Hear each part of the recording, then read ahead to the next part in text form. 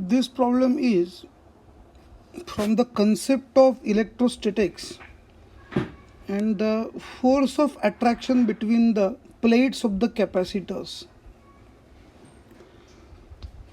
Two plates of capacitors are given charges plus Q and minus Q. One plate is fixed and the second plate is connected to the spring. Would like to know what is the elongation in the spring, friends.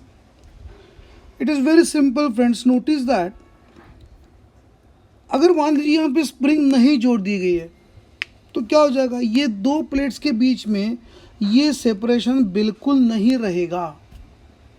And you know what, this is the reason why dielectric slab between the two plates plays two important roles. Dielectric insert करने के बाद capacitance भी बढ़ता है and distance between the two plates हम लोग maintain भी कर सकते हैं, क्योंकि डाइलेक्ट्रिक स्लैब जो है वो नॉर्मल रिएक्शन बेयर कर सकता है.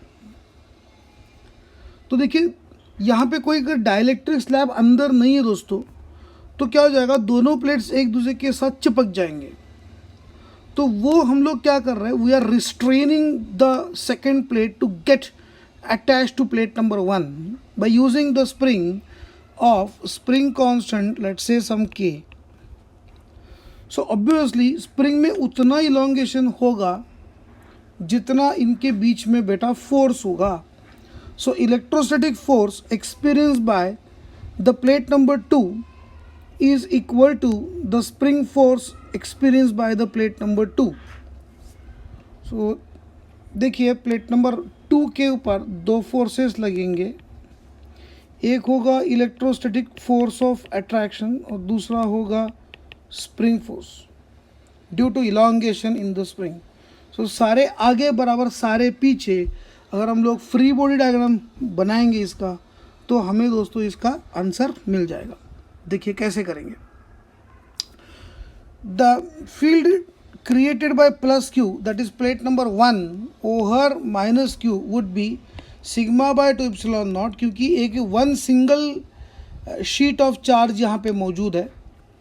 तो यहाँ पे q divided by a 2 epsilon naught. इसमें अगर माइनस क्यू रखते हैं हम लोग तो अट्रैक्टिव फोर्स बनेगा and field multiplied by charge gives us the force. So जैसे मैंने आपको बताया कि attractive force is equal to spring force, that's it. So Q square divided by 2a epsilon naught k into X max. So X max would be equal to Q square divided by 2ka epsilon naught. This is what is the maximum elongation in the spring that will happen provided. Here one thing I would like to tell you that if the charges are given suddenly then this will not be maximum elongation, but this is the you can say this is the elongation in the spring. ऐसा ही कहना चाहिए दोस्तों, क्योंकि इसको कहते हैं static state elongation.